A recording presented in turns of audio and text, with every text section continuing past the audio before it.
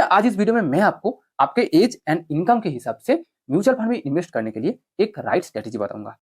At first आप आपके total monthly income को 80 एंड 20 रेशियो में डिवाइड कीजिए। आप मंथली जो टोटल इनकम करते हैं यानी जो टोटल कमाते हैं उसको दो हिस्सों में डिवाइड कीजिए। एक हिस्सा होगा 80% एंड एक हिस्सा होगा 20%। मान लो कि आप मंथली 20,000 रुपया कमाते हैं तो 20,000 को आप दो हिस्सों में डिवाइड कीजिए, 80 एंड 20। 20,000 का 80% होता है 16,000 रुपया एंड 20% होता है 4,000 रुपया। आप इस 16,000 रुपया में आपका टोटल मंथली एक्सपेंडिचर को कवर कीजिए। आपका टोटल जो मंथली खर्चा होगा वो आपको 16,000 रुपया में कवर करना होगा, चाहे वो आपका room rent, electric bill, recharge, खाना पीना सब कुछ आप इस 16,000 में ही कंप्लीट कीजिए। अगर आपका इनकम 30,000 है तो सिमिलरली आप 30,000 को दो हिस्से में डिवाइड कीजिए, 80% एंड 20%। 30,000 का 80% होता है 24,000 रुपया एंड 20% होता है 6,000 रुपया। आप 6,000 रुपया को इन्वेस्ट कीजिए एंड 24,000 रुपया में आपका मंथली एक्सपेंडिचर को कवर अप कीजिए। अगर आपका इनकम 40,000 है तो आप 40,000 की 80% यानी 32,000 में आपका टोटल मंथली एक्सपेंडिचर को, मंथली खर्चे को कवर अप कीजिए एंड बाकी बचे हुए 8,000 रुपया को इन्वेस्ट कीजिए। इसी को ही इन्वेस्टिंग का फास्ट स्ट्रेटेजी, जिसको 80-20 रूल कहा जाता है। बट यहाँ स्ट्रेटेजी खत्म नहीं हुई। आपका ये 20% का पूरा अमाउंट म्यूचुअल फंड में नहीं इन्वेस्ट करना चाहिए, इससे आपका रिस्क बढ़ जाएगा। आपको अलग अलग जगह में अलग अलग स्ट्रेटेजी के साथ इन्वेस्ट करना होगा ताकि आपका पैसा सेफ भी रहेगा और आपको ज्यादा से ज्यादा प्रॉफिट भी मिलेगा। इसलिए आप ध्यान से पूरा स्ट्रेटेजी को अच्छे से समझिए, यहाँ बहुत बड़ा ट्विस्ट है। तो आपने इन्वेस्टिंग का फास्ट एंड बेसिक स्ट्रेटेजी क्या सीखा? 80 एंड 20 रेशियो, यानी आपका मंथली जो कुल इनकम होगा उसको आप दो हिस्सों में डिवाइड कीजिए। 80% पैसों से आप आपका मंथली खर्चा संभालेंगे एंड 20% पैसों को आप इन्वेस्ट करेंगे। बट अब सवाल है कि आप ये 20% पैसों को कहाँ कहाँ इन्वेस्ट करेंगे, जहां से आपका रिस्क भी मैनेज होगा और कम से कम टाइम में आप एक अच्छा खासा वेल्थ क्रिएट कर पाएंगे, आप एक करोड़पति बन पाएंगे। उसके लिए आपको क्या स्ट्रेटेजी फॉलो करना होगा? यहाँ आता है दूसरा स्ट्रेटेजी। आज मैं आपको 3 एज ग्रुप्स के लिए स्ट्रेटेजी बताऊंगा, 20s, 30s and 40s। At first मैं आपको 20s के लिए स्ट्रेटेजी समझाऊंगा।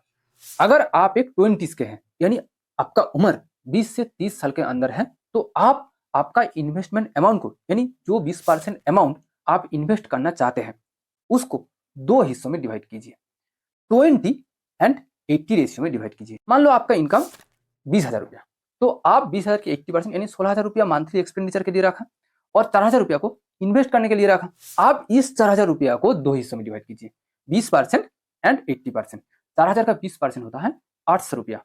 आप इस 800 रुपया को किसी एक सेफ जगह में इन्वेस्ट कीजिए जहां आपका पैसा डूबने का चांस बिल्कुल जीरो है, जैसा एफडी, गवर्नमेंट बॉन्ड्स, गोल्ड या फिर पीएफ। आप आपका इन्वेस्टमेंट अमाउंट का 20% को एकदम सेफ जगह में इन्वेस्ट कीजिए जहां रिस्क जीरो होगा, एकदम जीरो होगा एंड बाकी बचे हुए 80% को आप म्यूचुअल फंड में इन्वेस्ट कीजिए। बट आप ये पूरा 80% को किसी एक म्यूचुअल फंड में इन्वेस्ट मत कीजिए।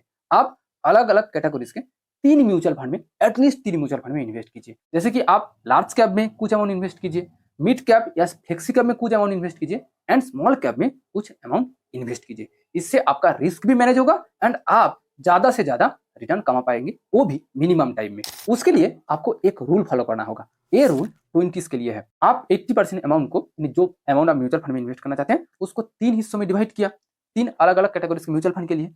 उसका रेशियो होगा 50, 30 एंड 20। आप 50% अमाउंट को एक लार्ज कैप या इंडेक्स म्यूचुअल फंड में इन्वेस्ट कीजिए। मैं खुद इंडेक्स म्यूचुअल फंड को प्रेफर करता हूँ, इसलिए मैंने आपको इंडेक्स फंड की नाम बताया।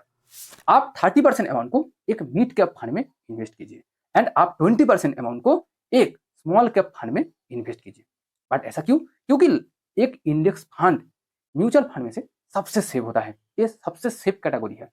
Mid cap and flexi cap index fund की तुलना में थोड़ा सा रिस्की है, बट स्मॉल कैप फंड की तुलना में थोड़ा सा सेफ है, ज्यादा सेफ है, थोड़ा सा मतलब ज्यादा सेफ है। यहाँ आपको एक बात ध्यान में रखना होगा कि मिड कैप फंड में इंडेक्स फंड की तुलना में आपको ज्यादा रिटर्न भी मिलता है, बट एक स्मॉल कैप फंड बहुत ही हाई रिस्क है। सिमिलरली एक स्मॉल कैप फंड आपको एक इंडेक्स फंड की तुलना में 2 से 2.5 गुना, कभी कभी 3 गुना तक रिटर्न दे सकता है और पिछले कुछ सालों में दिया भी है। इसीलिए आपको तो म्यूचुअल फंड में इन्वेस्ट करते समय ये ध्यान में रखना चाहिए कि आपको तीनों अलग अलग कैटेगरीज के फंड में इन्वेस्ट करना होगा। और अगर आपके पास रिस्क लेने का क्षमता है तो आपको, और ज्यादा से ज्यादा प्रॉफिट कमाना है तो आपको स्मॉल कैप फंड में इन्वेस्ट करना ही चाहिए। बट आप एक बात ध्यान में रखिए, अगर 20s में आपका मंथली इनकम 50,000 से ज्यादा है तो आप म्यूचुअल फंड में ज्यादा अमाउंट डाल सकते हैं, खासकर स्मॉल कैप या मिड कैप म्यूचुअल फंड में या फ्लेक्सी कैप में ज्यादा अमाउंट डाल सकते हैं, क्योंकि 20s में आपके पास रिस्क लेने का क्षमता ज्यादा है और 20s में जो आपका जो टोटल मंथली एक्सपेंडिचर वो बहुत कम लगता है तुलनात्मक 30s या 40s के तुलना में। इसलिए आप ज्यादा से ज्यादा अमाउंट म्यूचुअल फंड में इन्वेस्ट कर सकते हैं रिस्क लेकर, यहाँ से आपको ज्यादा से ज्यादा प्रॉफिट भी मिल सकता है।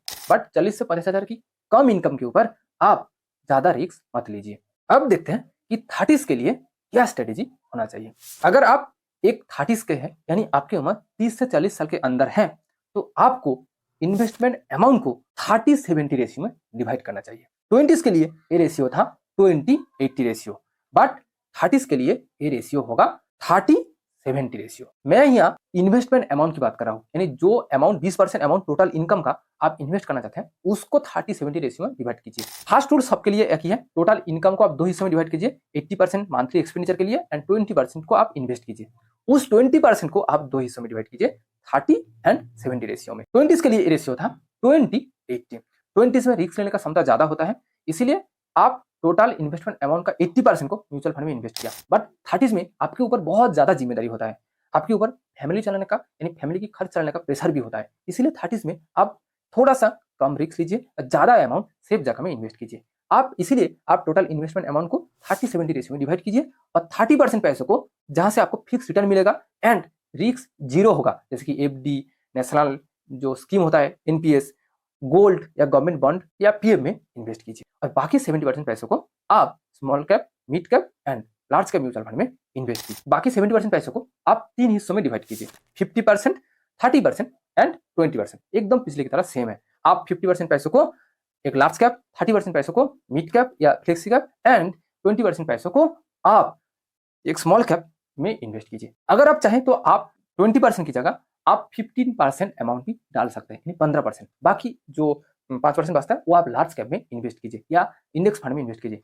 इससे आपका रिस्क और भी कम हो जाता है और आपको ज्यादा से ज्यादा प्रोटेक्शन भी मिलता है। बट यह एक बात ध्यान में रखिए, आपको रिटर्न भी लगभग कम भी मिलेगा। बट 30s में अगर आपका मंथली इनकम 70 से 80 हजार है मिनिमम, तो आप स्मॉल कैप में 20% की जगह 25% अमाउंट भी डाल सकते हैं, क्योंकि तब आपके पास रिस्क लेने के लिए ज्यादा पैसा है, इसलिए आप ज्यादा अमाउंट भी डाल सकते हैं। बट 70,000 से कम इनकम में आप स्मॉल कैप में ज्यादा अमाउंट इन्वेस्ट मत कीजिए। 40s के लिए इन्वेस्टमेंट स्ट्रेटेजी क्या होनी चाहिए?